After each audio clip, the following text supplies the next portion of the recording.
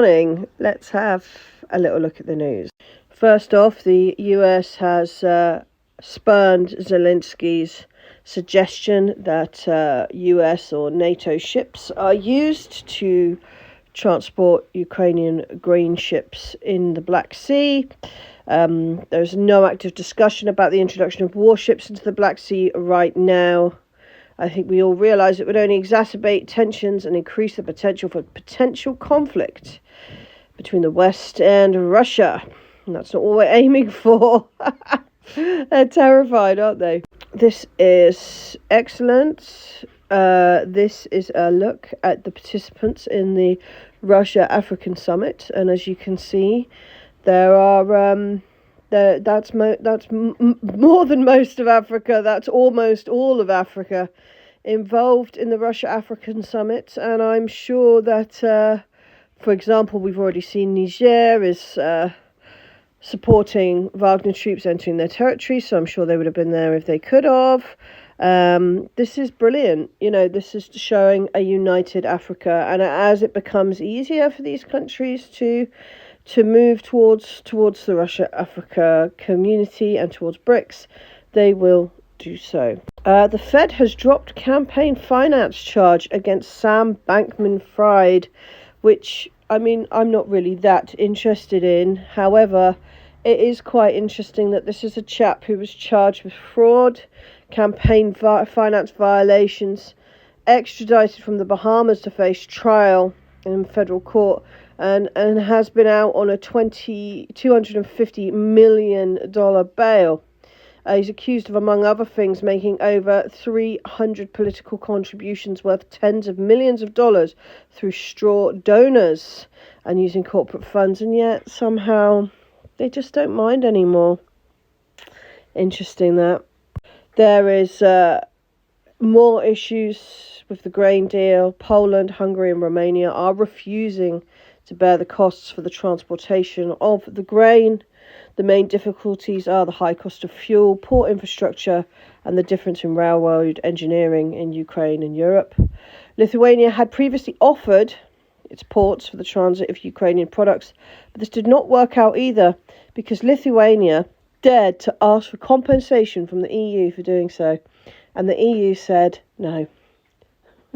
You're not doing enough for the war, Lithuania. You have to take the cost of transporting this poisoned grain alone. Nice.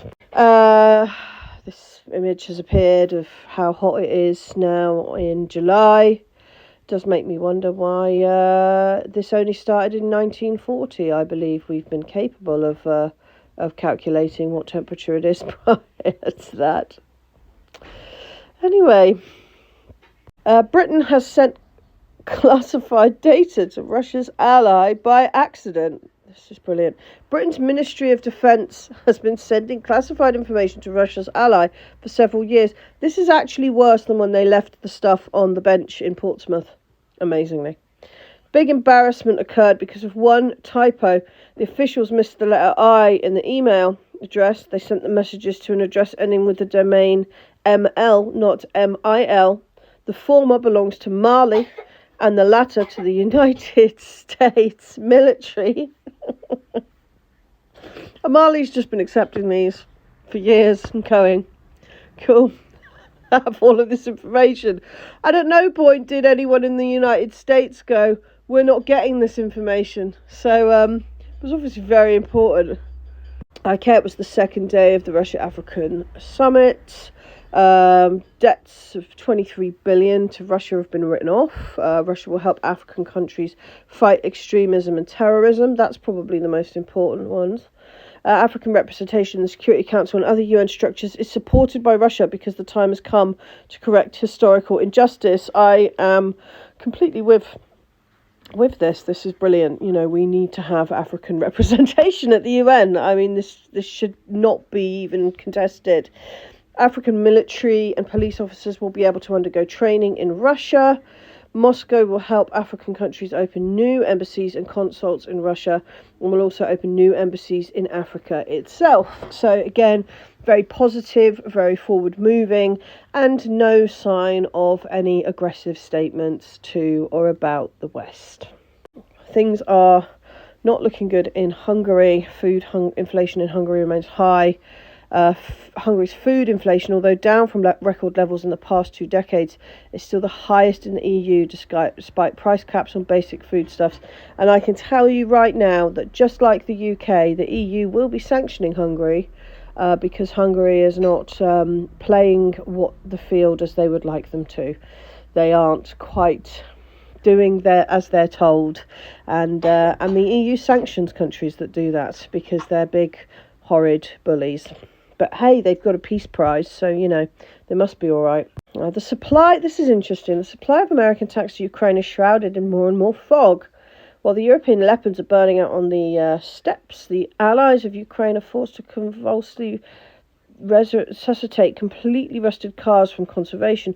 American tanks have got lost along the way. Let's hope they're not actually lost and going to turn up in, Kabul or Mexico or, London, which wouldn't surprise me at this stage, but would be terrifying.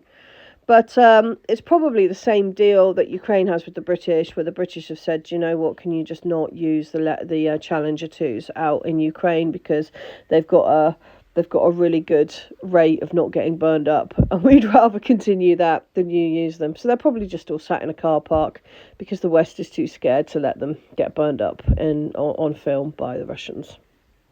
Hungary refuses to share EU budget with Ukraine. We cannot support a non-EU state with the EU budget, head of the Prime Minister's office has said.